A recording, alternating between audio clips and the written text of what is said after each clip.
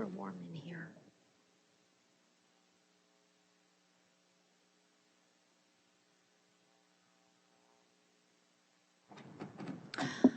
Welcome to the Committee of the Whole for May 24th. The meeting is called to order.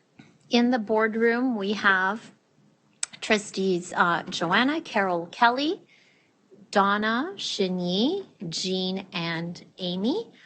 Joining us online is Margot, and absent is Naveed. Shani, would you like to move a motion to move into private session? Items include the director's performance review. Yes, I will. Thank you. Excellent. Are there any objections? All right, seeing none, we are now in private session.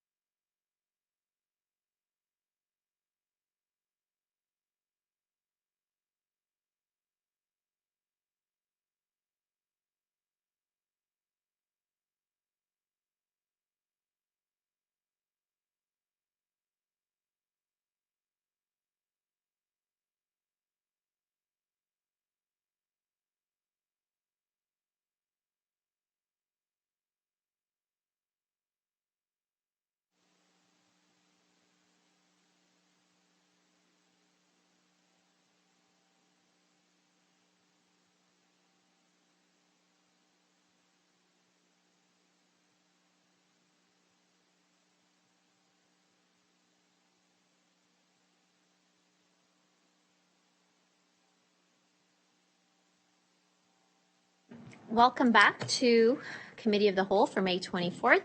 The meeting is called to order. All trustees are present except for Margot. She is absent. And Amy is currently not at the meeting, but she will be joining us shortly online. Tonight, Joanna will be honoring the land. Halton, as we know it today, is rich in history and modern traditions of many First Nations and the Métis. From the Anishinaabe to the Arawandran, the Haudenosaunee, and the Métis, these lands surrounding the Great Lakes are steeped in Indigenous history. As we gather today on these treaty lands, we have the responsibility to honor and respect the four directions: land, waters, plants, animals, ancestors that walked before us, and all the wonderful elements of creation that exist. We would like to acknowledge and thank the Mississaugas of the Credit First Nation for sharing their traditional territory with us. Thank you. Carol, would you like to move a motion to approve the agenda? Yes, please. All right, is there any discussion? Okay, seeing none, the agenda is approved by unanimous consent. This evening, we have for approval on the consent agenda, item 2.1, minutes of Committee of the Whole, May 10, 2023. Joanna, would you like to move a motion to approve the consent agenda? I move the motion. Okay, is there any discussion? Okay, seeing none, the consent agenda is approved by unanimous consent. We are up to 3 discussion items. And we're going to start off with 2 policies. So up first, we have Superintendent Jennifer Fowler and Sari Taha. I will pass the baton on to you. Good evening, trustees. Thank you, Vice Chair Rocha. Good evening, everyone. I hope you can hear me clearly. I am joined with Superintendent Fowler for this item. I will start just to give a bit of background before I pass it over to Jen to speak to the content of the document. As you may remember, 2 months ago, our Board of Trustees passed a policy, health and safety policy. In its original draft, the policy contemplated that it's applicable and its application is to staff and students. Obviously, legal counsel advised the board and its staff that we delineate those 2 policies, that we have a standalone policy for staff and a companion policy for students. And this is what we are presenting to you this evening. The policy that you see before you, and Superintendent Fowler will speak to it in detail in a moment, is a policy that we've consolidated. So it really is a document that originally existed as the Safe and Accepting Schools policy. We've amended that document to speak to the health and safety principles and components that existed in the original health and safety policy. So we tried to consolidate those 2 documents to avoid redundancies and duplication. And with that, I'll pass it over to Jennifer. Thank you very much, Sari, and through you, Trustee Rocha. So I do want to talk about this policy a little bit. It most recently came to Board of Trustees for approval in January of 2022, and it was confirmed at that time as a Safe and Accepting Schools policy, as Superintendent Taha has spoken about. We really felt that this policy was a good companion to the student health components, and really looking at the fact that this policy in general really does speak to our board's beliefs and commitment for all parties within the board, and it's truly grounded in human rights. So we have added the components as Superintendent Taha spoke about, and we've combined it into a new titled document called Safe and Healthy Schools. You'll see the changes before you, simply additions to the original Safe and Accepting Schools policy. We're looking now at both the physical and psychological health and our learning environments. Really, that's all-encompassing overall school climate that we're talking about. And it really is a whole school approach focused on equitable and inclusive school spaces that focus on all identities. And again, as I said, really looking at our school climates and ensuring that they are safe and healthy, positive places for students and families and staff to interact. So we bring that to you for your review. Thank you. And if I may add one additional piece, Vice Chair Rocha, you will see under principles that this policy preserves a key element or a key affirmation, that is the board's partnership and cooperation with local health authorities or other agencies as it relates to managing any, public health crises in our schools that may impact staff or students. All right, thank you both. I will look to the speakers list.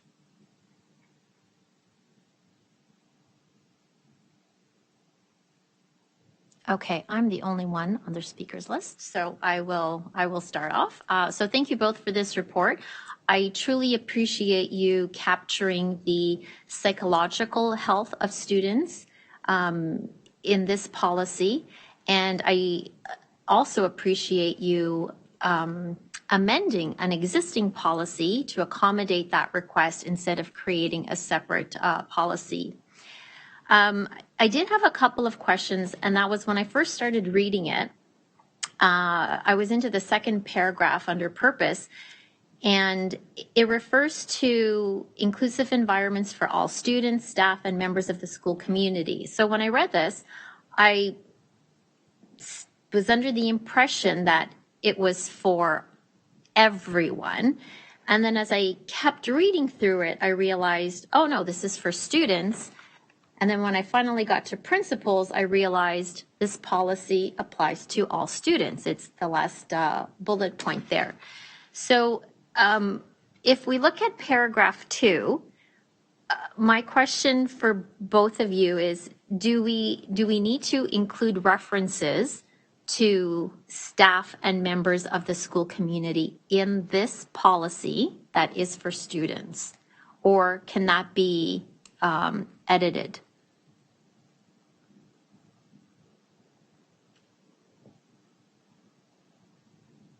You're on mute. So if I understand you correctly, through you, Vice Chair Rocha, if I understand correctly, you're wondering about the discrepancy between the initial second paragraph and then the ongoing, it's just to focus on students throughout the rest of the body of the policy. But in that very second paragraph, it references all members of the school community. Is that correct? That is correct. Okay, so I would be happy to take a look more specifically at the rest of the body and see, because I do believe that, if we go into the policy section, I'm looking at a sentence in the middle. It says the HDSB also believes all students, staff, and members of the school community. So we do reference it there. And so what I might look to do is just take that piece of information and ensure that it comes across for all members and not just any place where it specifically references students. We'll just make it more generic that way. Does that work? Yes, that would be great. And I won't bore everyone in the room with all my other edits, but I did go through the policy thoroughly, and I do have some additional edits that aren't really worthy of everyone here to sit and be bored. So I will scan this and send it over to you, and then perhaps you and Sari can take some of these edits into consideration. It doesn't change the intent; it's just more. Yeah, absolutely. Policy Thank you. Type stuff. All right, thank you. Next up, Carol. Thank you. Through the Vice Chair. I just had a quick question at the very, very bottom, the related policies. One of them is the Halton Regional Police School Board Protocol. Is that a Halton Regional Police policy? And if so, where would we view that? So that is it is a joint policy that document that's actually created by the 4 boards within the region of Halton, and it's updated biannually in partnership with the school board people that are in the Safe Schools departments in working collaboration with the Halton Regional Police Services. So we're currently in the process of updating that. You will find a copy of that police school board protocol on the external facing website, and then also an additional some appendices that are located on the internal, and I'd be happy to send you a link to the document where it resides. It's under the Safe Schools website. Okay, perfect. Thank you. I was looking under just the general policies page. I think that's why I didn't find it. Thank you. Jean? Thank you, to the Vice Chair. Just in comment to Superintendent Fowler, under policy, the second paragraph refers to a bunch of program memorandums that refer, I believe, specifically applying to students. So if you were to open it up to suggest other groups in this policy, you may have to do some alterations there or additions. Just wanted to point that out. Thank you. All right, Sari has his hand up. Go ahead, Sari.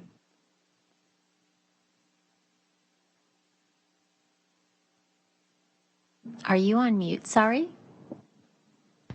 Oh, can you hear me now? Yes, we can. Go ahead.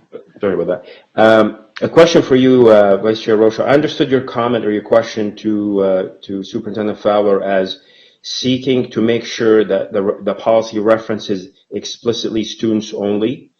And so not to confuse the reader, unless I misunderstood you. Do you want this to open up to all members of the school community or to specifically speak to students only? I think that was your original comment, at least how I understood it, but I could be mistaken. No, my intention was I went into this thinking it was for students only, and then with the additional wording of staff members and school community members, that's when I got confused and I thought, oh, maybe this is for everyone. But by the time I got to the end of the policy, I realized it was for students only. So my request is, if it's only for students, if this is a policy for students, then that's what the wording should reflect. And we should attempt to remove all unnecessary references to community members, staff members, as this does not apply to them. Okay, thank you. Yeah, no, understood. Thank you. We'll work on that. Okay, thank you. Seeing no other speakers, I want to thank you both for this policy. And I want to also acknowledge that Amy has now joined us online. All right, so the next policy that we will be discussing this evening is a new policy, and Superintendent Nagoy will be speaking to it. Go ahead. Thank you. So this is a new procurement policy that outlines the commitment to fair, equitable, and sustainable procurement. It links the process of procurement to our strategic priorities in the multi-year plan, as well as making a reference to the process for procuring when it involves our Indigenous partners, looking at the Indigenous education policy, and respecting all grounds protected under the Ontario human rights. So there's guiding principles and values that have been incorporated within this policy that is overarching the procurement process. Attached in your package is also the significantly revised procurement administrative procedure. So we've provided both a clean copy so you can follow along, as well as a marked up copy, and updates to the procurement purchasing card administrative procedure as well, which are not as significant. They just clarify the process and take into account some of the controls we've put in place from an electronic format. And the procedure on procurement, as you can see, has substantial changes. Most notably, there are some increase in limits to the procurement type and procurement approval, limits and segregation of duties. and clarification on what type of procurement process is appropriate under which circumstances. Additional information will be provided and available under the procurement webpage under My HDSB for staff, and will provide guidelines, vendor of records list that will be maintained up to date. So that information has been, some of that information that you don't see in the revised procurement procedure will be provided under the procurement webpage on My HDSB. With that, I think we have a couple of new areas that speak in particular to Indigenous procurement, making sure that although they may be outside of the broader public sector directive, we are making an intentional effort towards providing respectful, meaningful relationships with our Indigenous partners in how we interact. There are significant changes in terms of culture that we are working with our Indigenous education team and our partners. We are going to have a guideline that will provide more direction to our staff and schools in how we will be proceeding with the procurement efforts that involve our Indigenous partners. The policy itself also states that we are going to have a procurement approach that identifies and acknowledges that we have to provide opportunities to our local underrepresented minority racialized business owners, and that as well may be outside of the broader public sector umbrella, but is an intentional procurement process with the right controls in place that will facilitate the work under equity and inclusion and other pillars of our multi-year plan. The policy states that as an organization, we expect that all parties that are contracted by the board, by the HDSB, will conduct themselves in accordance with the commitments set out in the multi-year plan, the board's Indigenous education policy, and will respect all protected grounds under the Ontario Human Rights Code while carrying out their obligations for our school board. Be happy to take any questions. Okay, and we do have a speakers list. So first up, Joanna. Thank you. So with these enhancements to the policy, will you be then creating some kind of a list of criteria for how businesses will be able to answer questions, let's say specific to the environmental sustainability piece?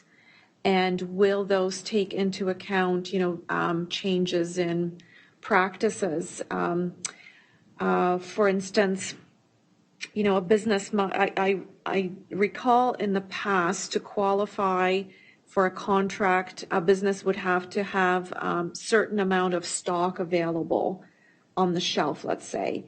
But if the practice of the business was that they were kind of doing things as needed, but could meet the timeline for order and delivery, that should be an acceptable thing. So is this one of those things that you will also be adjusting in how you're assessing, the business's readiness to, supply the order or to fulfill the order, whatever it might be, taking into consideration the environmental sustainability pieces and all the other pieces that you've embedded?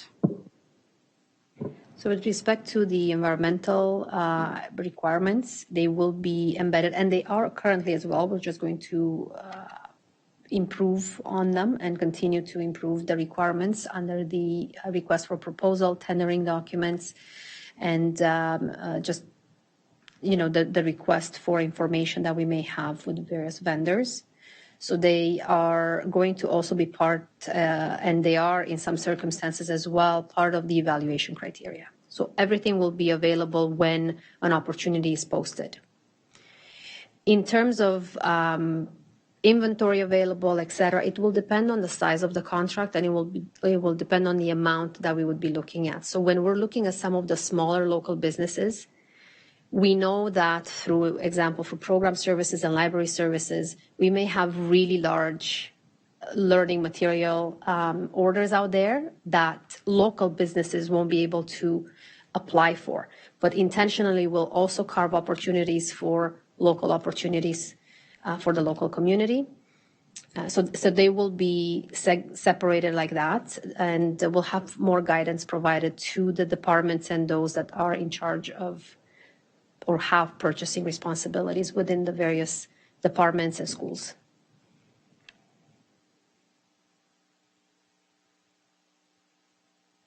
Carol? Through the Vice Chair, I think it's somewhat of a related question to Trustee Oliver's. I was just wondering where would we find the guidelines for the evaluations for things like ethical procurement, social procurement? How are those criteria transparently shared with the community or the business community? So when we use bids and tenders, for example, as a platform to list opportunities for procurement, whether it's goods or services, for various limits. And in the package where we provide all the information what we're looking for is also information on how they will be valued, what will be valued upon, and what we request. So we would request them to have very specific information sent in particular information with regards to environmental sustainability of their practices, products, etc. It would be right in there. So it might differ from opportunity to opportunity depending on what we're trying to procure. So those that are looking at providing a proposal, submitting a proposal, will have the information. There's also information to contact the board, the procurement department, in order to get clarifications, receive additional information, or have any other concerns addressed before the submission deadline. So is there, I looked at the definition, I know you haven't gotten to the procedure yet, but I looked at the definition section. I didn't find a definition of what ethical procurement is or social procurement. So is there somewhere that these general principles have been defined by board staff that we could see? We've had a lot of definitions that were moving, so I will have to take that back and look into the whole list.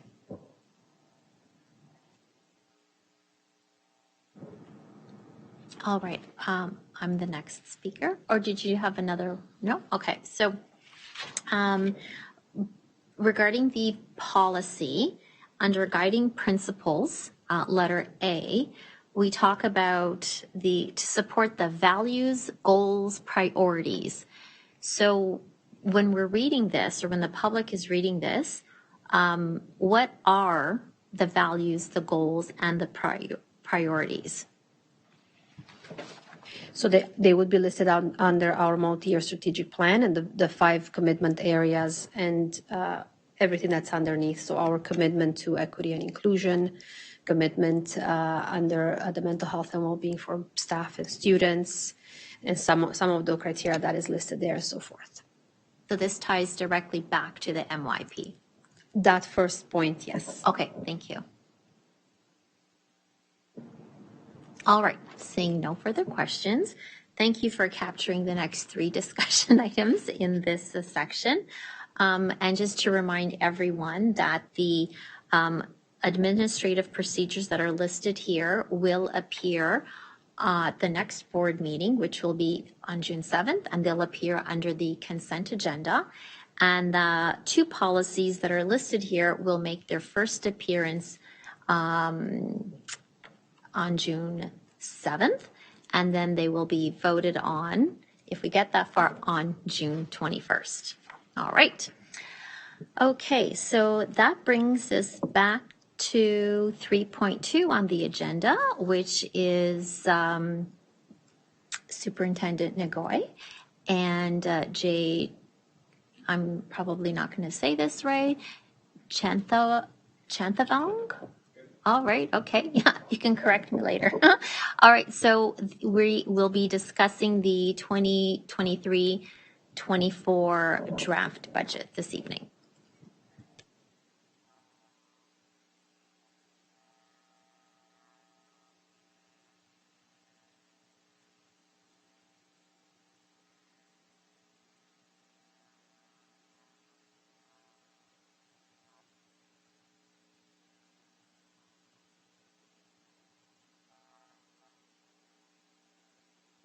All right. So we are presenting today the first draft of the budget for 2023-2024. There's going to be a number of slides that you've seen before in the last presentation, so we won't be going through everything tonight. Happy to take questions about any of the slides or any other questions. However, we wanted to include everything, and that's what we do every year for the purpose of following through our budget process. At this point in time, we include all the slides that are required for our viewers to revisit. So today we'll go briefly through the budget development process, where we are, enrollment and revenue updates. We're going to spend a bit more time on the budget pressures and the expenses, which have been finalized in this presentation, and have some new slides and elements to discuss. We have the capital budget that is also available in this presentation, and the financial position for next year. At the end of the presentation, Jay will also walk you through the year-end projection for the current year. So that's just giving you a bit of a quick insight into what we expect to see at the end of the year for 22-23. As it relates to the budget for next year, today we're presenting you with the compliant budget. Just as a reminder, a compliant budget is a deficit budget within 1% of the provincial allocation. The provincial allocation being 7.7 million for the compliance, the 1% within the provincial allocation is 7.7 million for next year. And the budget that is before you today, we'll walk you through, is presenting you with a deficit position of 7.2 million, of which about 3 million is a structural deficit. And we'll talk a little bit about the difference between a structural deficit and an intentional deficit that uses reserves in order to support a multi-year plan. Looking at the limited resources that we have aligned the budget and the additional resources to the multi-year plan, the strategic directions under the multi-year plan, the annual operational plan, which the board will approve in June as well, the capital plan, special education plan, as well as looking at the regulatory compliance and accountability of resources that we are required to follow. So we are coming to the end of our budget development process with a draft budget report coming to the board on June 7th. So depending on the feedback we receive tonight, we'll finalize everything. And also we will do one more thorough review to make sure all the enveloping provisions have been completed and accurate. Everything was captured. And that will, if there's any changes from now until the draft report on June 7th, we'll highlight them for the board. However, we're pretty confident that we are providing you today with the financial position that will be very close to what you'll see in that final draft. From an enrollment perspective, we haven't changed the projection. We've reviewed the March 31st October count date and the registrations we've received to date. So we're tracking on based on where we would expect to see them this year in order to meet the projection that is provided here. When we're looking budget to budget, it's 935 more students over the current year. When we're looking from budget to the revised estimates, which has a count date of October 31st in there, it's about 635 additional students, and they are in the secondary panel with a small decrease in the elementary panel. So from a revenue perspective, and I'm skipping through some slides, but again, happy to address any questions as we go along. From a budget perspective, a revenue perspective, when we are looking at the grants for student needs, which is the top line, we're looking at an increase of 19 million and an additional 2.1 million increase over the prior year when we look at the provincial grants, which are the priorities partnerships funds, or we call them PPFs. You'll hear us mention them as PPFs through the evening. So that's about 21.1 million in additional funds year over year. But one important key to note, this is an increase in part due to increase in enrollment, so growth for our board. But in part, about 14.3 million represents 2 years allocation for salary compensation that has to be set aside in the expenses as well. So it has an offset. So most of that 21.2 million is spoken for through this 14.3 million in compensation that we have to set aside until such time that the labor negotiations provincially are complete. And if they differ from the provisions in the grants, they will be updating the grants as well accordingly. Other items to note here is that investment income is a little bit higher by close to $500,000 than the prior budget as a result of the market interest rates increasing. Other fees and revenues are higher mostly as a result of the education development charges increases that we expect, one as a result of the new EDC bylaw that we've approved starting on June 1st, and two, based on expectations on development licensing requirements that we expect to see next year. I know we have discussed about this slide. It's the average per pupil funding. The one column provides you with the provincial average for the last 5 years.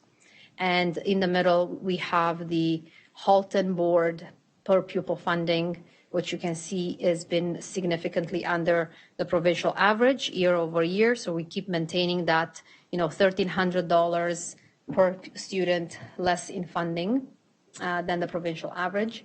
We are again ranked the 71st or 71 out of 72 school boards in terms of the lowest per pupil funding in the province. So the two Halton boards are the bottom two boards continuously in the funding formula. Can I ask you, would you like questions as we go or at the end? On the slide, I guess there's no ability to, this is slide 10 for those of you online, slide 10. I guess there's no ability to really reflect the rate of inflation.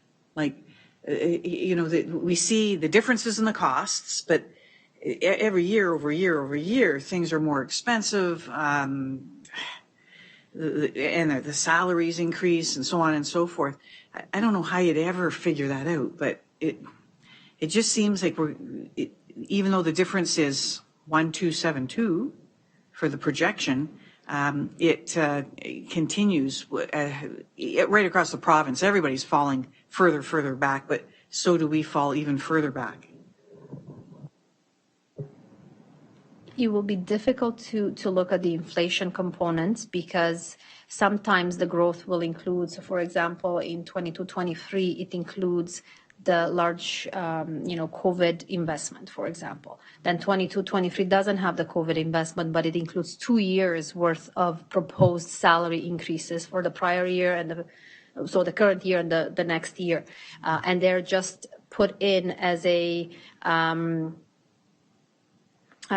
item to keep on, set aside in the expenses as well until such time that we know what the actual compensation increases are. So we can compare 1-to-1, but when it comes to keeping up with costs, that's one of the elements in the grants for student needs that hasn't kept up with costs. There's only 2% provided for a non-salary allocation and only within the school operations allocation, which is the funding for the maintenance of schools, maintenance of school grounds, cleaning schools, etc. So that part of the grant included a 2% increase for keeping up with costs. Nothing else has. We've seen in the past even 4% in transportation, which was helpful, even though not enough when our contractual obligations include the CPI index, the year over year that we have to increase the contractual obligations. So we've seen our contractual obligations across the organization go up 7 to 10%, but there's no increase for inflation in the grants other than that one component. Go ahead, Kelly. Thank you. You have 2023 or 2022, 2023 as a projection. Are we still receiving revenue that it would be a projection this year as opposed to an actual dollar? No, we don't. Once we have the actuals at the end of the year, we can put the actuals and update it. This is just based on the projection, the ministry projections document that was submitted. So we've added the new year in. Okay, so basically, we're not finished the year yet, and that's just because we get funded, the GSN is per student per day, and until we actually finish the whole school year, you actually won't know the full amount, is that correct? That's correct. So we need to close the year as of August 31st, and the audited financial statements will dictate what our actual financial position is. There's adjustments based on, there's also a June date that does a bit of an update to our enrollments that also triggers changes in the revenue. So there's small changes between projections to revise to the end of the year. So those actuals are actually based on the audited financial statements. They're set in stone. And we can update that once we have the financial statements for the current year. And that will be mid-November. Okay, so just so the actuals are based on the August 30th date, and the rest is because we're not there yet. Correct. Thank you. All right, I have one question. So we keep hearing we're always last or tied for last with our coterminous board. Year after year, we get the prize. So when we look at this, we don't know what the formula is. So if we wanted to dig deeper to find out why we're one of the lowest funded boards in Ontario, what is it that we as a board need to do to figure out why we're only getting that amount? Like, what's behind the formula? What makes it so that we're always last or second to last as far as funding goes? So I'm just going to put slide 12 on the screen. The funding formula is made up of many, many allocations. So we're just identifying the ones that we receive here. There's some allocations that we are not eligible for because we are not in the rural or northern setting. We don't have distance schools. We don't have, schools that are running at 15% capacity, very small schools. So we're also in a fortunate urban growing area. That means we're more efficient with costs per student as well. So we get less per student funding, but our cost per student is lower. If we look at some of the rural northern schools that get that additional supplemental income, supplemental revenue, they could be at 36,000 per student. So provincial average was around 13,000. We're at around 11,000, and some of those small northern schools can be at 36,000 per student because they have all those additional increases, and their transportation grant is significantly higher per student because they cannot have any efficiencies, but we can. So while we are not eligible for some of the factors, and we also don't incur those costs, we also have areas of pressures. So we have areas of pressures, as I mentioned, in transportation. Temporary accommodations is an amount provincial that has stayed at 40 million provincially since I can remember. And all that happens is whoever has more portables purchased or leased in a year will get a higher allocation than the prior year, which means somebody else will lose some of that allocation. It just gets redistributed. It is significantly underfunding the portable needs across the growth boards, because that's a problem for growth boards, not declining enrollment boards who do not need portables. So for us, that is a continuous struggle as well. Is not appropriately funded. Special education was changed in 2013, 2014, phased in for 2018. As a board, we lost $18 million because of the reallocation of that funding to other boards. The trouble there is the actual needs have grown exponentially, but the formula has stayed the same and it's based on older data. So it doesn't catch up with the actual needs that we see in our schools. When we look at the Learning Opportunity Grant, we're one of the lower funded boards as well, and that's based on the demographics and socioeconomic factor of the region.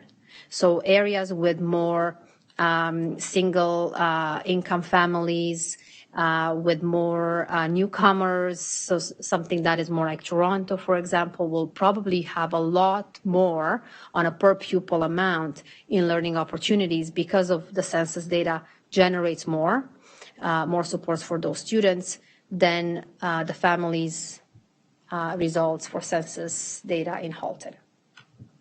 So those are some of the big areas. So while we can explain some, we do have, I think the next slide or so, that explains the challenges for us. So where the funding formula doesn't work for us or is not keeping up with costs for us. You mentioned the census data. What census data are they using? Is it the most current or is it still the previous? So various allocations use different census data. I think some are still 2006 and some are going all the way to the 2019, I believe it was, the household, the Canadian household data, which is not a full census. So there's different data points in the formula. They haven't kept up to the most up-to-date census. Because that in itself is a huge problem because Halton is not the community it was in 2006 and has a lot of poverty now and a lot of different demographics than it did back then. And we really need to have a full census to be able to justify. And I know that we're not looking at that anytime soon, but I think that is something that we need to ask for. Absolutely. And I'll just leave you with this. The director and myself have reached out to the ministry and have a meeting scheduled for next week, I believe, to discuss those big areas of challenges that we'll provide you on the next slide. They are willing to listen. They're willing to take the information to Treasury Board.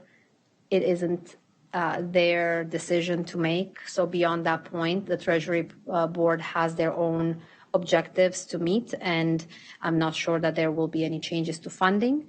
But if not this year, maybe they take it into account for the following year. Maybe if more boards provide that information, then we would be getting their attention in terms of some of these significant shortfalls. So before I go to that slide, just wanted to walk you through quickly. This is a busy slide. I'll leave you with it. It shows a lot of increases year over year. So you're going to say, how do we have a deficit budget? Again, keep in mind, out of 19 million, 14 is spoken for. It's based on 2 years worth of compensation, so has an offset in salary, and we haven't even started adding the staffing that we need to the base to accommodate the growth, those 900 extra students that we said we were going to have budget over budget. You can also see the COVID Learning Recovery Fund comes off at $9 million. So that is one of the big areas why the staffing slides show you a decrease from revised estimates to the next year's budget. Sorry, Joanna, did you have a question at this point? Done? Okay. Yes, thank you, through you, Chair. So just to piggyback on Kelly's question around, the Halton being second lowest funded school district, and I understand what you're saying, and that there is certain designations that school boards have, which would then increase their per student funding because they qualify, whether it's remote or northern, et cetera. But I'm wondering as a big picture, because the funding formula has not changed in a long time, and our board is increasingly struggling with the funding we're receiving. Is the ministry looking at reassessing and reevaluating the funding formula? Have they thought about, are you aware if they've thought about convening experts from the school boards and from the, world of economics to revisit and, through some kind of a joint process, come up with, enhancements or changes? We see that in the health sector in particular. I know years ago, the hospitals were vying for similar opportunities, and they did convene committees or work groups that were specifically dedicated to looking at how hospitals are funded or how specific programs are funded, which then evolved their funding formulas. And I'm wondering if the same is happening in education, and if there's an opportunity for maybe our staff to advocate for something like that to take place. There are various provincial working groups. I would say that OPSPA, for the Trustee Association, and the other associations for the Catholic French Trustee Associations are a very big voice that meet with the ministry and that analyze the formula, that get information from the directors and the superintendents of business, and they provide that information to the ministry. The Council of Ontario Directors of Education also is a big advocate for publicly funded education and identifying the issues. So there's set meetings and channels to provide that information. And through the Council of Senior Business Officials that I'm part of the executive, we have a provincial budget funding gap group that we provide consultation and information to the ministry, and it's an avenue for the ministry to ask us questions where we can survey the membership, provide them information, give them guidance before some decisions are made. It's been successful in the past. They've provided a lot of COVID relief funds as a result of it. We are raising these questions. We are providing them. We're in a process of collecting some data on some of, not keeping up with costs, not keeping up with statutory benefits increases, some of the census data not keeping up with the needs that we see in the system. Just to provide them with, here's the biggest challenges. So that's another avenue that we have. There are no ministry started or intended working groups to look at other allocations. They've looked at the transportation allocation, which has worked a little bit in our disadvantage. We're losing funds. We have identified and we have a discussion. Part of our discussion is to note how we use vans, which are not funded. It's more efficient to use a van in certain circumstances for high need students than a minibus. If we had minibuses instead, we would have had a lot more funding. And those drivers have to have a B-class license, just like a bus driver, etc. But they're not considered as part of the formula, so they didn't add them as vehicles, and that's where we lost a lot of funds. So we've been digging through it, and we're going to inform the ministry, and we're hopeful that they'll listen. And they mentioned the transportation formula in particular. There's an annual opportunity to submit simulation data, and we could possibly consider those vehicles at a different range that could be funded. So we're hopeful there.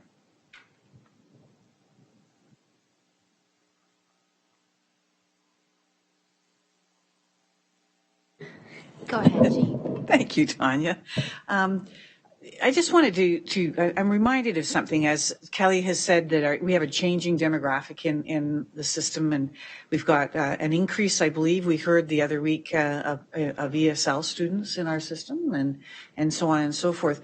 I think I recall a couple of years ago when we talked about special education that we have a lot of students drawing on special education resources, but that they are without an IEP. And I'm wondering if, when we report to the ministry the number of students that we have with IEPs and learning disabilities and needs, are we continuing to provide assistance and supports? And I think we are. I think that I'm being rhetorical. I know we are.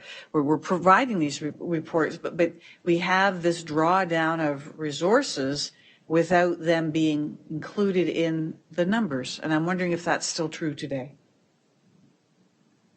So I couldn't answer, how many students without an IEP. We certainly provide supports that are catered to student needs on the ground, whether it's special needs, whether it's just learning recovery, whether it's, different supports and challenges.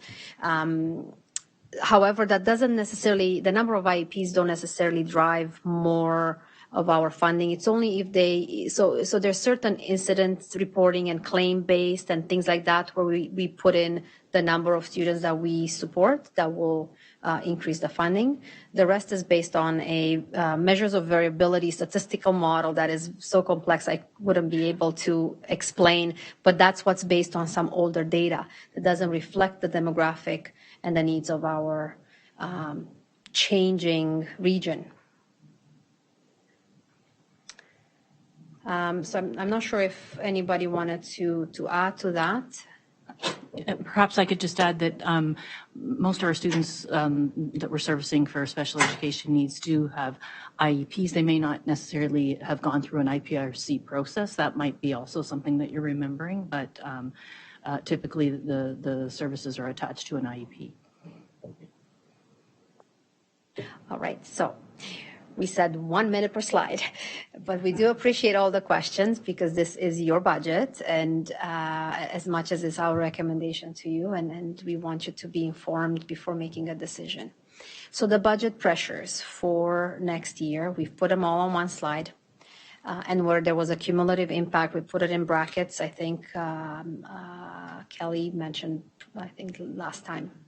So everything on one slide, that is the bigger impact for us. Special education, 17.5 million. So some of these numbers have been updated because on May 10th slides, we didn't have the expenses finalized for this year. So we sort of provided you some information for this year, some information for the prior year and so forth. So this is all for the 23-24 year.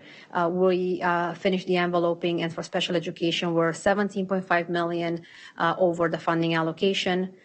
Supply costs continue to outperform the provision for revenues, which hasn't changed in terms of the funding formula. So we are about 7.5 million overspent in supply costs. Central education supporting staff supporting schools, while they provide a lot of support and benefit to our students and schools, they are over the funding allocation by 3.1 million. Transportation continues to be around the 2.8 million shortfall. We've done some efficiencies, even though we were losing some grants. There were some efficiencies in year that weren't captured in the revised budget because they took effect in January, February, but they are in next year's budget. So otherwise we would have been well over $3 million in a shortfall. So we continue to make efficiencies, but we do have at this point in time, while the walking distances is aligned with the funding formula, we have optional transportation. So as we're going to be looking at balancing the budget in 2024, we might have to look at some tough decisions for 24-25, and one of them might be the transportation for optional programs. School operations, there's an annual reduction for the area factor for the class size of 23 and also top up to underutilized schools that has been lost over 5 years. So that's a 0.6 million for next year, but cumulative over the 5-year phase-in, we lost 2.6 million for a growth board that you can certainly find that pinch. The remote learning comes unfunded in terms of the incremental staffing costs that is required because of inefficiencies and small enrollment. We are going to have a better number for that. So that might be one of the areas in the June 7th report that will change. Once we know more, the enrollment number and how many teachers we actually need, it might be a bit less than 1.4, but based on the current information we have, we estimate a shortfall of 1.4 million. Statutory benefits over 5 years, the 1% increase to the CPP statutory benefit enhancement is costing us $7 million. That's a $1.4 million increase year over year, and the funding formula hasn't changed. That's not to say we're not funded of the full $7 million, because it's very difficult to tell where the funding is. Special education doesn't have a provision for benefits that is separate. So I wouldn't be able to tell you, and the provisions for benefits have a percentage on an average salary, which could be a bit more than the maximum required under CRA for CPP. So there's a little bit of uncertainty. I would say it's not the full $7 million that is that is not funded, but there's a big chunk of that $7 million that hasn't been represented in the funds. Portable costs, I mentioned temporary accommodations continue to be over the allocation by 1.2 million. International students, while we do have a marketing strategy and we're looking at increasing both enrollment in elementary students and families coming to our region, as well as the building up the secondary enrollment, we are still about 2 million below the pre-pandemic level in terms of revenues. So about I think 200 students, but we've increased the fees since then. Inflation not keeping up with costs. If they had given us that 2% in the GSN, we would have received an additional 600,000. So anything would help. It wouldn't be enough to show, the pressures we've had from a 7 to 10% increase, but it would have been something. Rental income, still not at the pre-pandemic level, still above $500,000 below that, so that continues to put a pressure on our budget.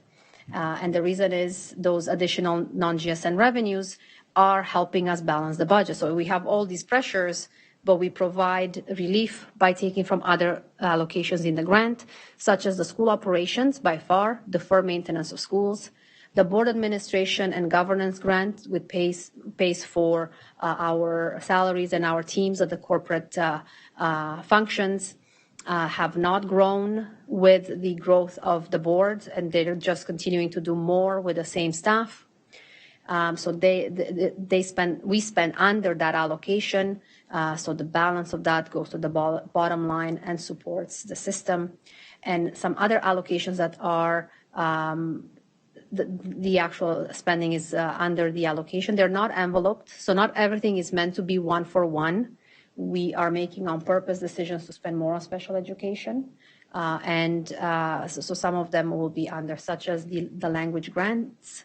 And then, of course, we have the other non-GSN revenues, tuition fees, rental income, investment income. That one has bounced up, thankfully. And then the surplus or the board reserves. Oh, I see a question. First, thank you very much for laying it out like that, because to me that shows in a very big nutshell exactly how much we're being underfunded in all those different areas. My question is, you mentioned about the international student fees being below pre-pandemic. It doesn't mean that it's costing us money. We're just not bringing as much income in. Is that correct? And the same for the rental income?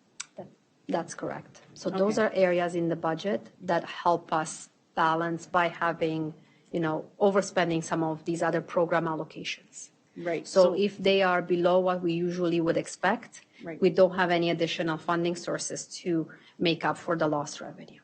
Okay. Thank you very much. And thank you again for laying it out like this. And it's our pleasure. I would be remiss if I didn't thank my team for all the hard work behind the scenes. Vanessa and Jay are just here, but they also have their teams behind them that have Thank you to all of them. Okay. Jean has a question, and then Carol. If everyone logs into Crestron, I'll be able to manage the speakers list, but go ahead, Jean. Yeah, thank you very much. On slide 15, it's really important for the taxpayers in our region to understand what isn't getting done or what is being impacted by the use of monies in those areas, supporting the monies that are needed in other areas. For example, school operations and facilities. Our public expects safe, clean, well-maintained, bright schools. Library and guidance at a time when mental health is very on the rise, mental health issues, and library when we're trying to up our literacy and what have you. It just, all of these were, it feels like borrowing from Peter to pay Paul, that kind of scenario. Yet it's not sustainable, because we know that all of these are indeed very legitimate areas of concern. So my question is, how do we communicate to our public that this is what we're doing with our money, or this is where we're borrowing from to support the real costs that we have that are not being given, like the revenues are not being given to us that we need to operate? I think the public needs to know this. Absolutely. So that's why we put it on this slide, and it's just the main areas, but it is a juggle. We have limited resources, so we prioritize the biggest needs, and obviously there's going to be reshuffling of needs. So there's, all of our resources, so 98%, 2% we spent on administration, 98% we spent on the students, whether directly in the classroom or getting the students to school or the actual classroom maintenance. So 98% of our budget is directed at our students, and we try to make the most of it with the limited resources. But by spending more in one area, of course, we're going to have areas that would need improvement. And sometimes we would rotate those priorities because then you're neglecting an area and those results may not measure up to the priorities that we set. So it's a constant juggle to make sure the funding is sufficient to support the achievement and success of all of our students. All right, Carol has a question. So this was a question that was asked at SEAC, but we didn't have the benefit of the director being in attendance. So I'm just going to ask it again about remote funding. So we've heard a few times that it's underfunded per student. Remote learning, not funding. That remote learning is underfunded per student. So a question that was asked at SEAC is, given that the program's so small, has each student been sort of assessed or looked at by staff to determine the reasons that they're in remote learning and efforts made to address that to possibly move them back into the school? I'll start and then I'll ask Associate Director Samini to continue. So the students who are in remote learning really started out as a choice for parents over the pandemic. And, we as a board, philosophically, we believe that students are better served in schools, in person, for their mental health, for their well-being, their socialization, their emotional supports. But we do understand that there are families who students may not necessarily need a academic support. Some do, but maybe not all. But that's the families have, for whatever reason, decided that this is what they would like at this time, and this is best support. So I'm going to ask Associate Director Samini to fill in. Yeah, as Director Ennis said, philosophically, we really believe that if we're looking at students' mental health and well-being, that being in school in person is the optimal place to be. And so we have been supporting that and really trying to transition the families, the students that we have in remote learning back to their home schools for September. And that was our position. Since we heard from the ministry that, we're being asked to provide for some, we are having conversations with those families, and if families still in the end feel that they would like a remote option, and we have enough families, if we can have viable programs, then we may offer. So we're in that process right now, reaching out, trying to do the transition planning, and then finding out what the demand might be and whether we can then put something together. But we really want to have all of our students back because it's important for them, for their socialization, for just all of the things that school offers. And really, remote learning started out of necessity, right? Out of a pandemic when students couldn't go to school, and I think we did a good job of it, but it was never intended to be a permanent structure for kids and their learning. I have a question. I'll direct it to either one of you. Roughly, how many remote learners do we have right now? So we have just, I think, just below 300 in elementary, and I think I'm less clear on the secondary number, but I can verify, but I think about 200. And the secondary number really dwindled over the course of the year. We had many more, but many students returned in secondary especially. All right, so we are going to go through the expenses quickly and then the financial position. All right, so I'll be walking through our expense information, which is new information since our presentation 2 weeks ago. This is a table of our expenses by ministry category, so for a total of $881.3 million. Across the various ministry categories, the largest, of course, being instruction, which is also the largest increase year over year of nearly 16 million. But overall, our expense budget is nearly 27 million more compared to our current year's estimates. So the next few slides will kind of dive a little deeper into each ministry category. So this first one here is the instruction area I just mentioned.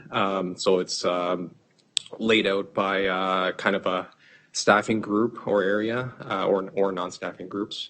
For the most part, our expenses are increasing year over year due to increases for salary benchmarks as well as benefit rate increases, as well as step movement, so folks who are moving up on the grid based on experience. The other key thing to mention is our increase in base FTE. So some groups may have an increase based on more staff allocated to those groups, while some may be losing some the staffing complement due to funding that's not returning or discontinued now. For example, the COVID learning recovery. So a couple of groups are experiencing some decrease in staffing complements. So then the next area, next two, board admin and governance. So that's up about $1 million. Again, mostly salary and benefit increases, as well as system maintenance fees, and as well as admin building maintenance. Transportation, as mentioned, is up nearly $1 million, and it is essentially directly offset with increase in revenue.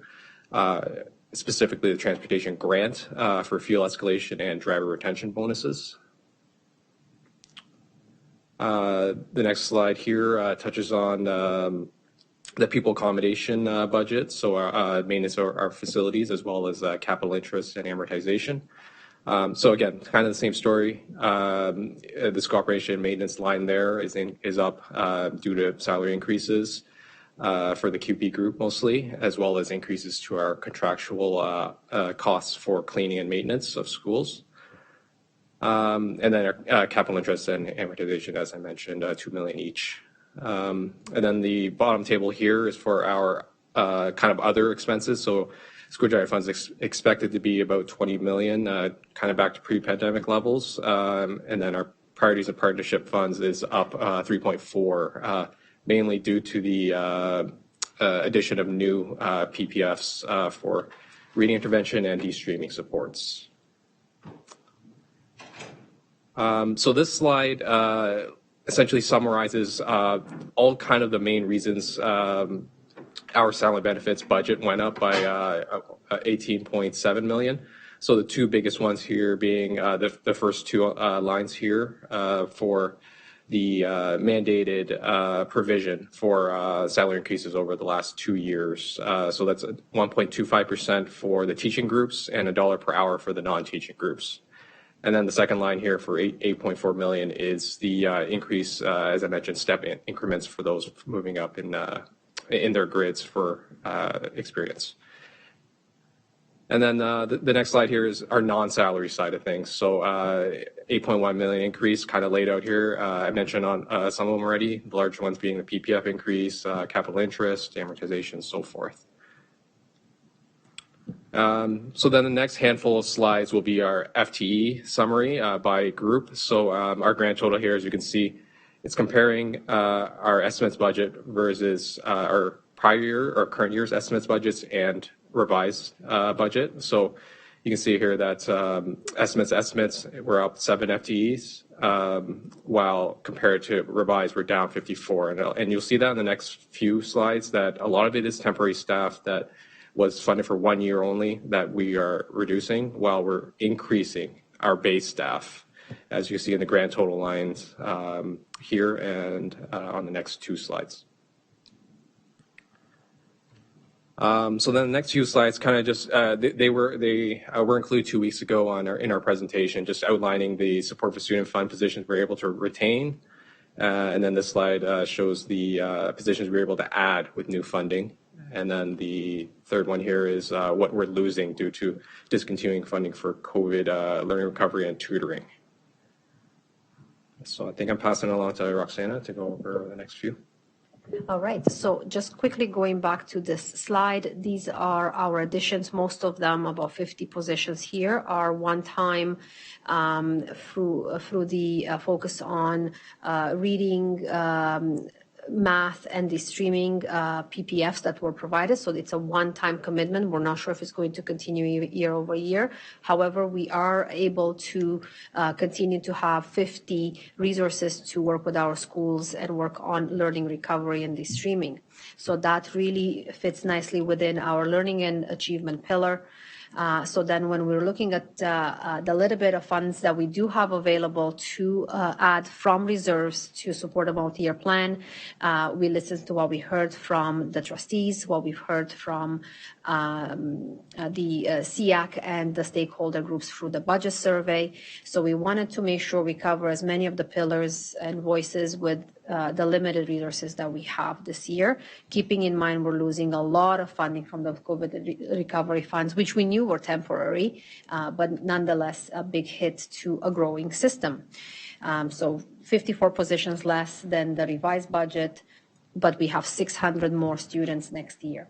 So what we focused on here with the student achievement being sort of addressed by additional PPF grants, we've looked at the equity and inclusion, mental health and well-being, special education needs, and we are proposing to add graduation coaches for Black students and to us LGBTQT plus students, educational assistance to minimize the gap of some of the losing positions, additional student supervisors, again, that will help the students with special needs and some of the self-contained classes, and maintaining our contractual research officer position given the data-driven decisions that we are making and the additional data that we need to continue to dive into in order to support our path forward. So that's for a total of temporary supports, a total of $630,000 proposed from the surplus, the board reserves. Continuing initiatives that were for the duration of the current multi-year plan are listed on this slide, and you've also seen it in the prior presentation, so this has not changed. This is a new slide. This is our capital budget. So while we're presenting you with a operating budget of $881 million, in addition to that, we have $108 million in capital spending. So this is our capital budget that will align with the capital plan that Superintendent Gaudette will bring to the board for approval in June as well. And this has different funding stream. So it has a number of capital priority funding, proceeds of disposition, school renewal, school condition improvement, and childcare funding that assists with additions and build construction of new schools and new learning spaces, renovation of existing spaces. And you'll see there the accumulated surplus for the administrative center that was approved by the Board of Trustees in order to do much needed repairs, roof repairs to this building. So some of the bigger projects that are included here are finalizing the construction of Milton 12, Milton 13 purchase, and finalizing the land purchase there. So Milton 13 construction and the land purchase, finalizing the Oakville 3 and 5 construction, the land purchase there, the land purchase for the high school in North Oakville, as well as building the school. And then the major renovation projects are provided here, but will be in more detail outlined in the capital plan. So overall operating budget, $881.3 million. And I'm going to, this is our financial position as we're presenting it to the ministry. It provides from the top to the middle line that's grayed out. That is our operating accumulated surplus available for compliance. And below that is what we call accumulated interest that is unavailable for compliance, but it refers to committed capital projects. It refers to employee future benefits, and most of that revenue recognized for land. So that's not something that we can touch or reallocate. So it's outside of our control. So really what the ministry is focusing on is the top part of this. And we are providing you with a budget that is a 7.2 million deficit. It's within compliance, but it's a deficit. So I want to spend a little bit of time on this slide. This is our deficit elimination slide, which we have 2 years to eliminate. So essentially it's next year, and then the following year in 24-25, the ministry is requiring us to balance the budget. If we don't balance the budget, we are required to have minister approval. So it goes all the way to the Minister of Education. The Minister of Education might be inclined to approve a compliant budget that has a deficit that is not structural, so the one-time things that we usually add to support a multi-year plan, but they will not be inclined to approve a deficit budget that has a structural deficit. So walking you through the 7.2 million, we have remote learning. We are doing it this year, it's not funded.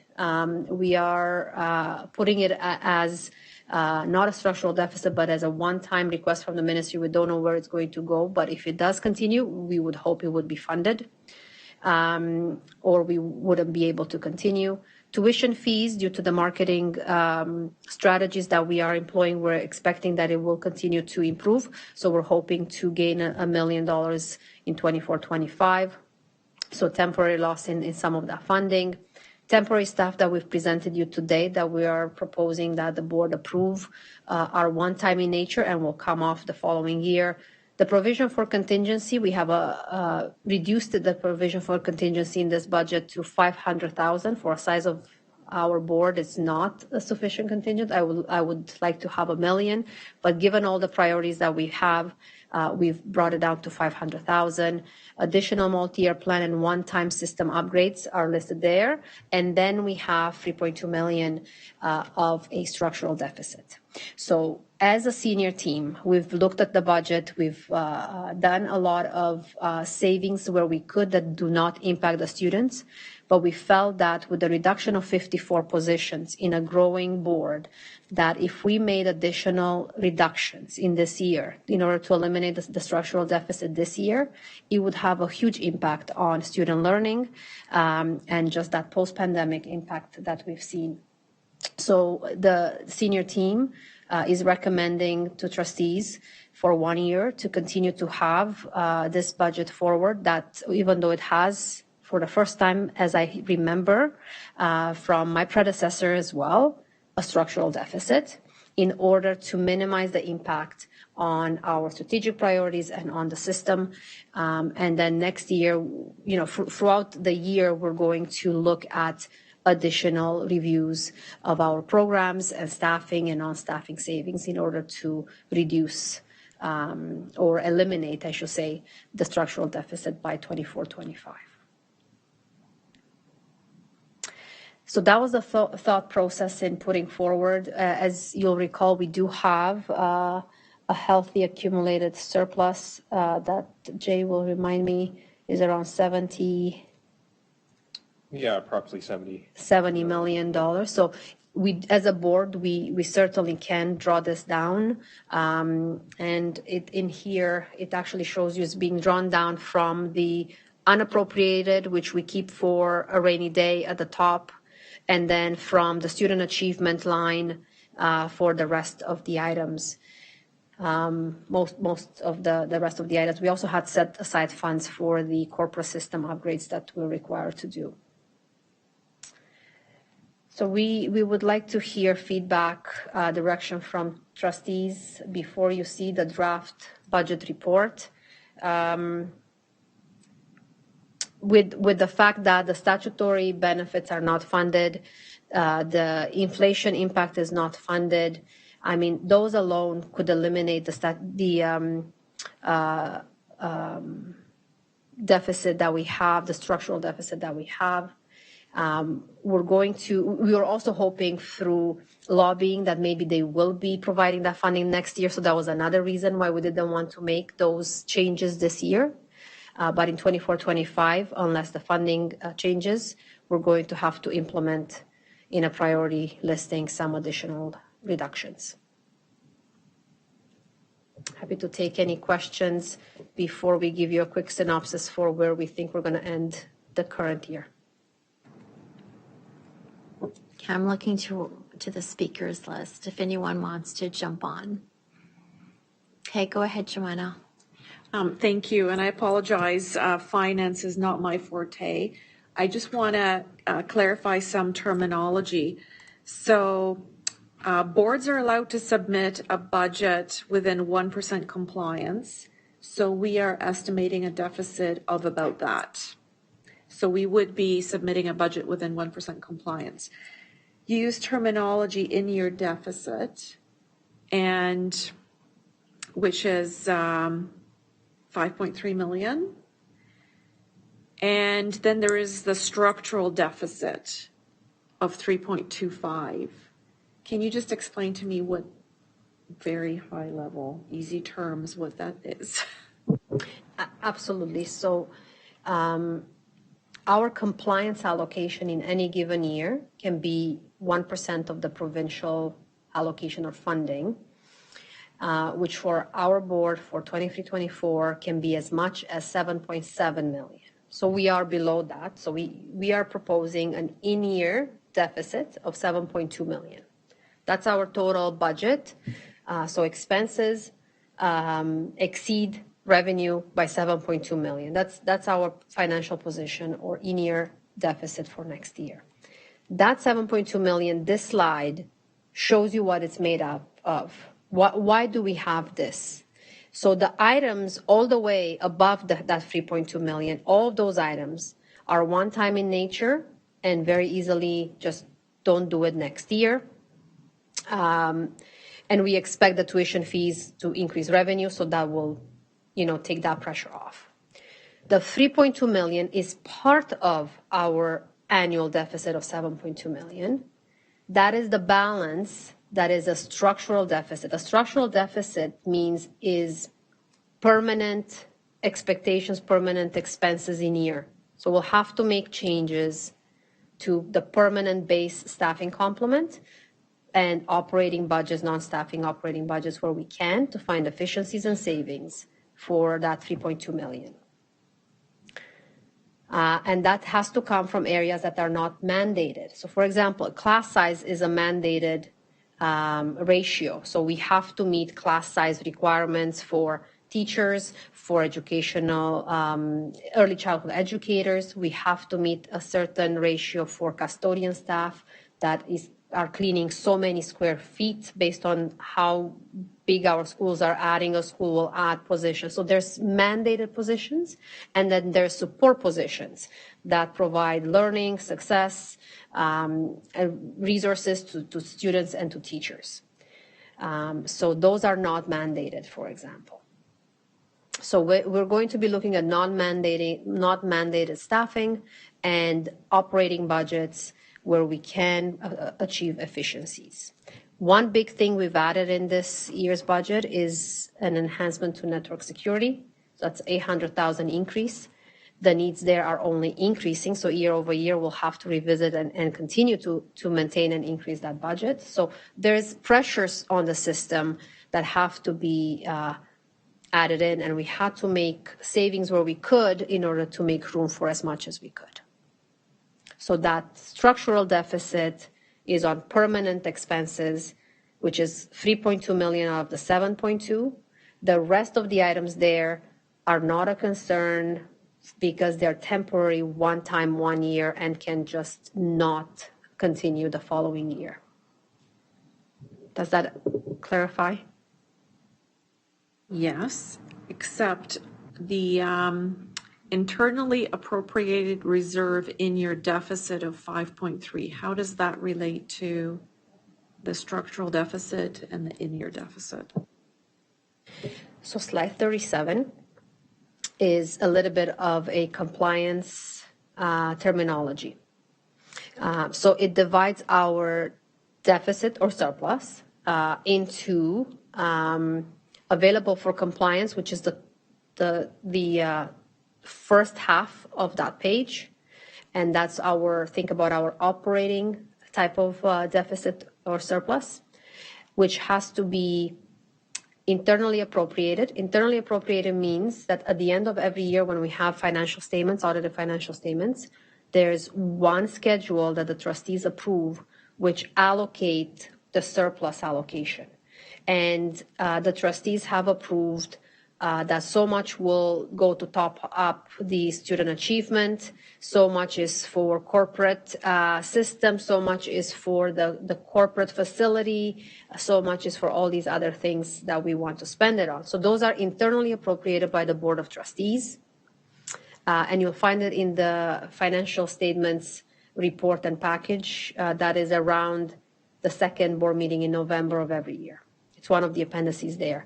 And that is sort of brought in to the budget, the revised budget, and so forth. And then unappropriated, the top line, I had mentioned to the board previously that an organization to be in good financial position has to have an unallocated or unappropriated reserve fund that we can dip into when we're needed, when we need to do so. So that is an amount that hasn't been allocated for any commitments. We tried to keep it at 2% of our provincial allocation. The ministry would consider 1% as being a minimum to be in a good financial position, and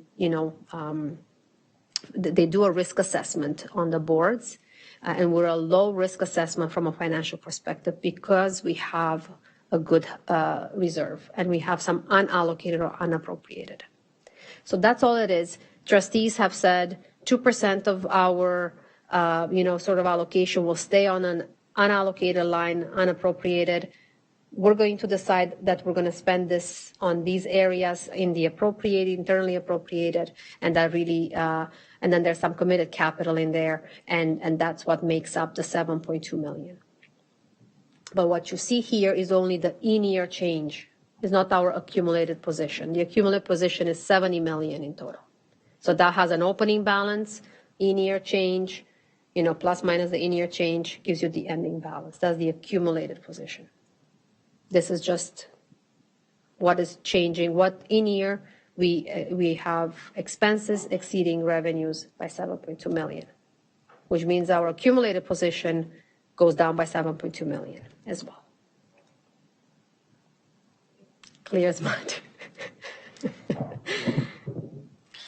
Jean. Yep, thank you very much. I scooted ahead to slides 39. Am I out of order in doing so? I don't think you've got there yet, but I'm looking at the very bottom of slide 39. Sorry, Jean.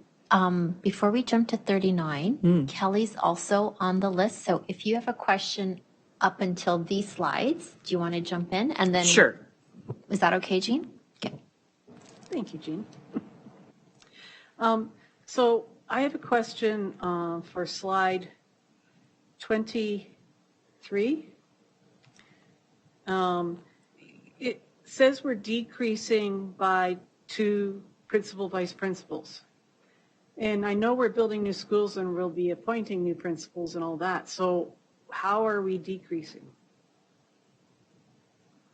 So we're decreasing from the perspective that we had a principal for virtual schools in the current year, and we are not going to have one next year. And the other one was a temporary assignment, I believe it was Nelson, that had a 1-year assigned additional vice principal that they're losing. Okay, thank you. So does that number then also include the principals that will be appointed for the new schools? So all the schools have a principal, yes. And then there's been a reallocation based on enrollment. So that report has already been provided to trustees, and it matches the numbers that we have. So we're working within the allocation that we have. Some schools maybe lost some allocation if their enrollment has gone down, and some schools maybe gained some.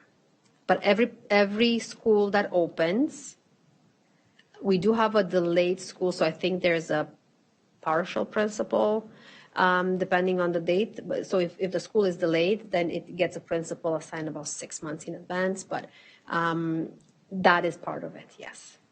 Okay, thank you. I have another, is that okay?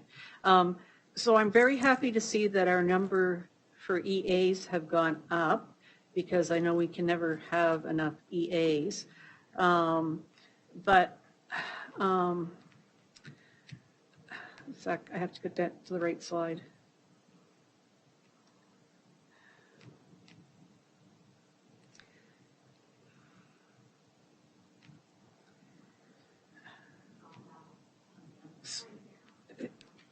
So so basically, the last slide was basically the items that we are going to support for one more year. And there was I think $100,000 for tutoring. Is that to continue the initiative that the government funded this current year, and that we are going to continue for one more year? Is that what that was? It was whatever the last slide was that we were on just before we started asking questions. Tuition fees, sorry. You have $1 million. Okay, my zeros are really bad. And ask my husband. Okay, You so wouldn't want me in your department. so in terms of the tuition fees, that's actually referring to international student fees, not the tutoring funding. So those tuition fees, that $1 million, is that what we're hoping for income as opposed to expenses? Correct. Because as I understand it, foreign students we're bringing them in and they're paying their way. So there should be an offset for that $1 million, because we shouldn't be covering that expense. So that tuition fees, it's actually an increase to revenue in here. So we're expecting to recover $1 million in revenue. This is a revenue slide. No. That's why I'm confused. It's a mix. I know it's complicated. Our $1 billion budget between operating and capital is very complex.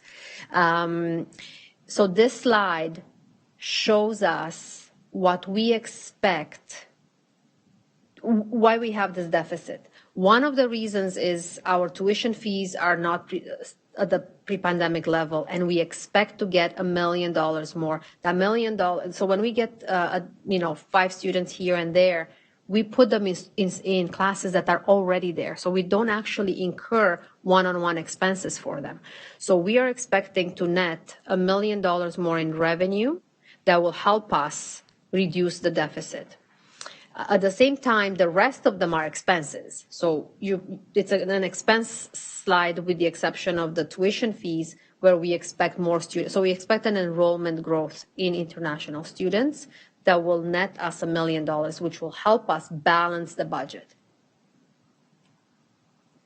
Okay. So we are proposing the tuition fees reduction in revenue is temporary because we're still that post-pandemics. So we're going to recover that by 24-25, and we're doing some marketing strategies that are promising. So it's $1 million less than what we thought we would get, basically. So it's a deficit because we thought we would have had more based on pre-pandemic levels. So that's a number in there based on what we thought we would have had. Correct. So we thought we were going to recover faster. Okay, but the rest of the numbers are more tangible because they're actually costs for those items? Correct. Okay, thank you. Jean, do you want to ask your question now? Or Yes, please. Slide 39.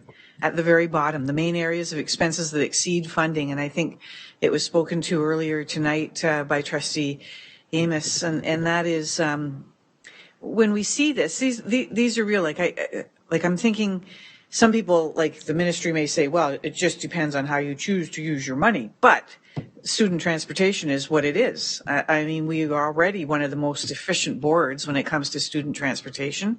The unfunded statutory benefits is what it is. I mean, you can't really move that too much. Temporary student accommodations. Without the new schools, we have this as an expense. And the special ed, we have the students that exceed those monies that come to us. Why wouldn't we use this to, this information for our public, but also it could be the genesis of maybe a letter to the ministry to say, here's the position we find ourselves in this year, not a very good one. And so I just put that out to my trustee colleagues. We are soon to be making a decision on the in-year deficit, and which is significant, and yet what are we doing about it? What do we plan to do about it? Are we happy with that? Are we okay to just keep trundling along and being in a deficit position, or are we going to make some noise and bring it to the awareness of people and perhaps I know, and I look to Trustee Daniele, I know when we sit around the OPSPA table, I heard lots from the Toronto District School Board about the unfunded statutory benefits and how much deficit that they were incurring because of that. So this is not just our issue, it's the issue right around the province. And I know that OPSPA does a great number of advocacies to the ministry, but I mean, I think this is a call to action on behalf of the trustees in this room. What are we going to do about it?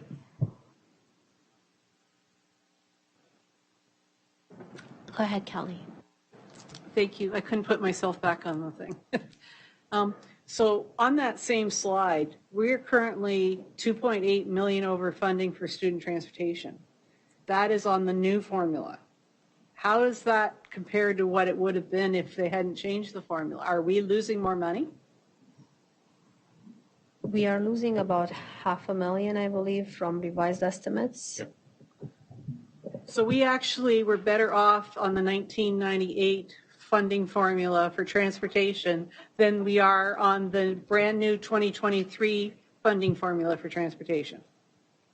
Yes, and in addition to that, for many years when they've implemented the Campbell report for efficiencies, and they've deemed our consortium, transportation consortium, as one of the most efficient in the province, we actually received about $1 million or more than $1 million in additional funding for the efficiencies we've put in place. So we're actually losing about 1.5 million because that has been discontinued a couple of years ago. And then the funding formula now is lower. We're hopeful it won't be necessarily lower once we address the vehicles they're not funding because of I guess their understanding that vans could be the same as taxis, but they're not. They're actually a more efficient mode of transportation than a minibus for certain students with very high needs. So we're in a worse off position by $500,000 for the funding change, and we also lost the top-up funding for being an efficient consortium. And so I'm not sure how this even makes sense.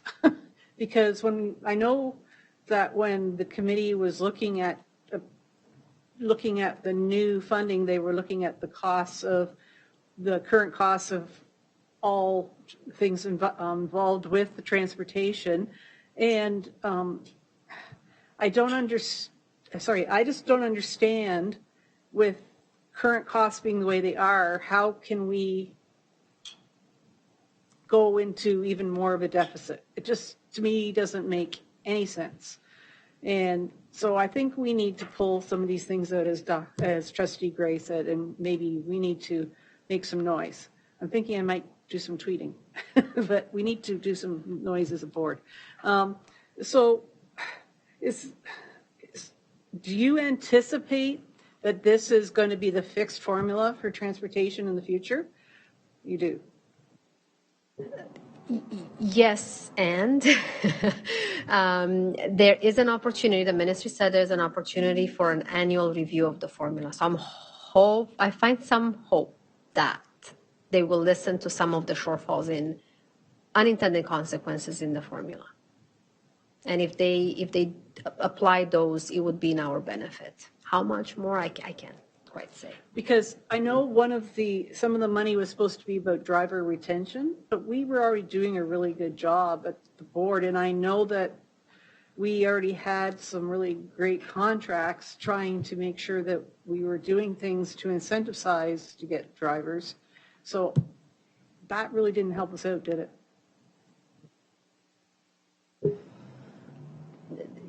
So your question is in terms of driver shortage? So for driver shortage, certainly, there's not a lot of changes there because the retention bonuses had been provided to the drivers provincially, but now they're flowing them through the school boards to give to the operators, to give to the drivers. So it's just a reshuffling, and it's in our increase, but we never had that expense to pass on because it was straight given to the bus drivers. So the retention bonus is staying the same. There's an amount per hour that for some school boards it will make sense, but we were already funding around there. So and ask that they be provided with benefits and living wage, et cetera, which are not necessarily the case for other regions.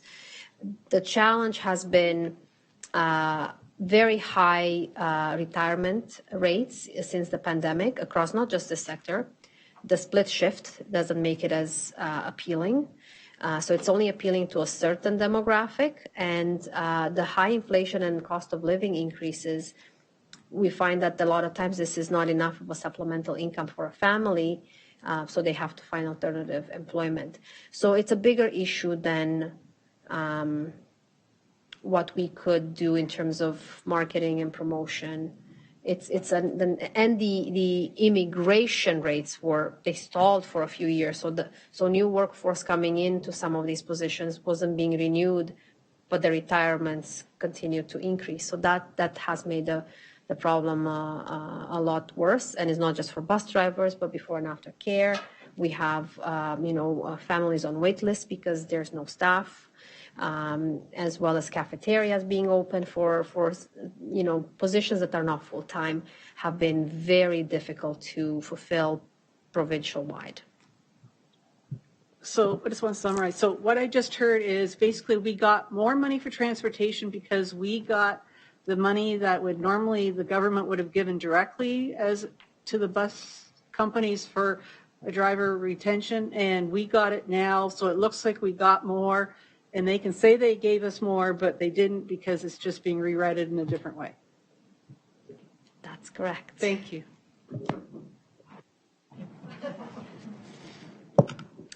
Carol. I was just wondering, has there been any feedback from the ministry at all around areas that they think we are overspending? If we are presenting this is what it costs to run the school board and we're getting less than that in funding, has there been any particular I haven't seen the financial reporting in various program areas to the ministry, but are they looking at that and identifying something, or are you getting no information or no feedback whatsoever? We do not get information on a board level. What we know is that Halton, our board, is a high-performing board. So we have high graduation rates provincially. We perform above average provincially. We have really good scores.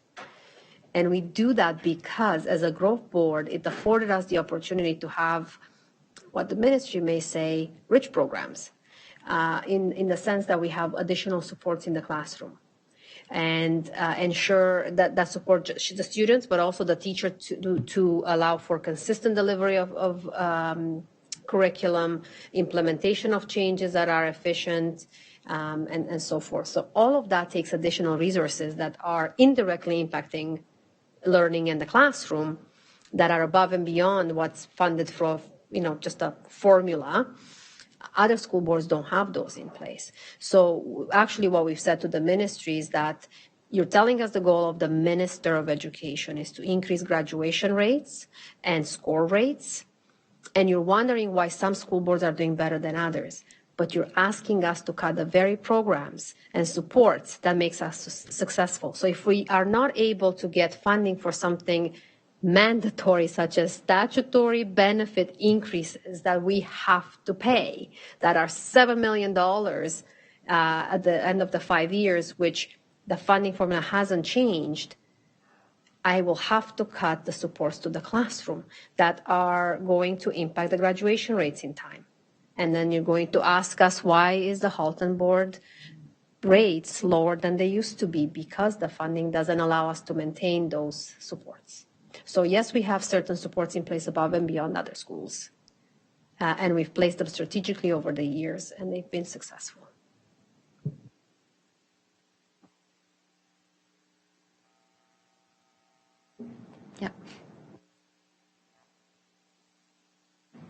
All right, so the next handful of slides, I just got the sign to hurry it up. So I won't spend too much time on this. So this is just our projections for the current year we're in. So we're expected to have about 24 more students. So the next slide will show you the impact of that. We'll have on the top line here about 1.1 million more in GSN. Now, most of this is for the QP settled negotiations where we have to increase their salaries accordingly. So about 2/3 of it is for that, and then the rest is for the increase in students. And then our investment income here is up about 400,000 compared to revised estimates.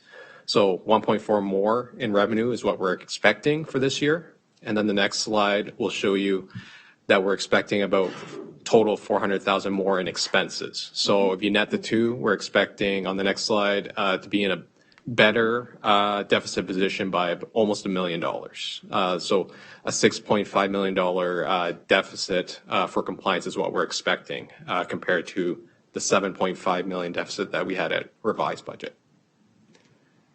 I'd be happy to take any questions.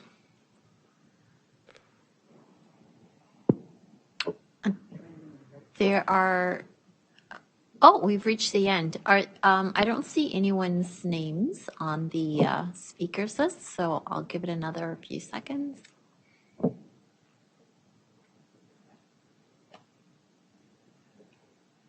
Okay, there are no questions. All right, so that's the end. I guess, I mean, you've answered a lot of our questions, and I'm sure we learned a lot this evening about the impacts to the formulas. So thank you both for this presentation this evening. And based on the discussion this evening, this will be coming to board on June 7th for its first appearance, and then we will be voting on the final budget on June 24th, correct? 21st, right. Thank you for correcting me. Yeah, 21st. All right. With that, thank you.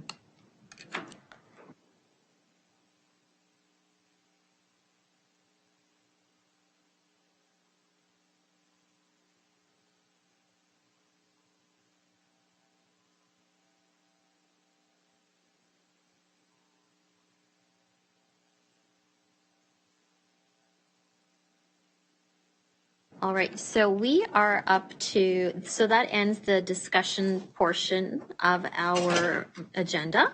We are now up to trustee questions and comments, so I will look to the speakers list. Okay, and there are no questions, okay. We are up to public questions, so I will quickly check to see if there are any. And there are not. So we'll keep moving along. Oh, okay. So let's backtrack. We do have a question. Joanna, go ahead. Thank you. Just wondering, this year, once again, we had our Student Excellence Night held virtually. And I'm wondering, is that just kind of the remnants of carrying on over from the pandemic, or is that going to become a practice? Certainly, I think that it started during the pandemic. One of the learning that we had during that time is that there was greater accessibility for staff and students and families from right across the region. And so, we felt this was a greater participation rate. We understand the value of in-person and the certain camaraderie and the excitement and the energy in a space in person is hard to replicate, but then that has to be balanced against greater participation and input right across the region, which we felt was a stronger pull. So I don't know if Associate Director want to add anything. Not much to add, just that we haven't really made a decision about next year yet, but are talking about it.